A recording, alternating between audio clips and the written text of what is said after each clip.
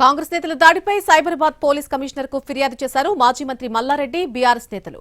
దాడికి పాల్పడిన డీసీసీ అధ్యక్షుడు వజ్రేష్ యాదవ్ పై చర్యలు తీసుకోవాలని కోరారు.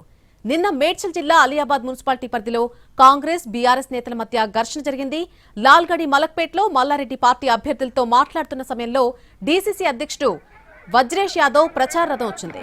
పాటల సౌండ్ తగ్గించాలని బీఆర్ఎస్ నేతలు కోరారు. సౌండ్ తగ్గించకపోవడంతో ఇరు పార్టీల మధ్య వాగ్వాదం జరిగింది. మాటా పెరిగి దాడి వరకు వెళ్లింది. మున్సిపాలిటీ ఎన్నికల్లో భాగంగా మేడ్చల్ జిల్లాలో ప్రచారం చేస్తుంటే కాంగ్రెస్ పార్టీ గూండాలు దాడులు చేశారని అన్నారు మాజీ మంత్రి మల్లారెడ్డి. బీఆర్ఎస్ ఆఫీసులో కూర్చుని ఉంటే 100 మంది వచ్చి గొడవకు దిగారని అన్నారు. ఆఫీస్ ముందు కాంగ్రెస్ పార్టీ ప్రచార రథాల్లో పాటలు పెట్టి ఇబ్బందులు పెట్టారన్నారు. ఇదేమని అడిగినందుకు దాడులు చేశారని అన్నారు. పోలీసుల ముందే దాడి చేశారన్నారు మల్లారెడ్డి.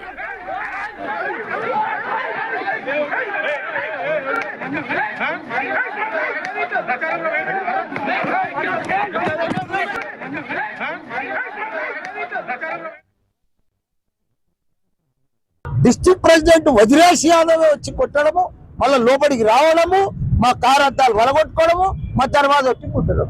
అంటే మా గన్నెలు లేకుంటే మా పరిస్థితి ఏంటి?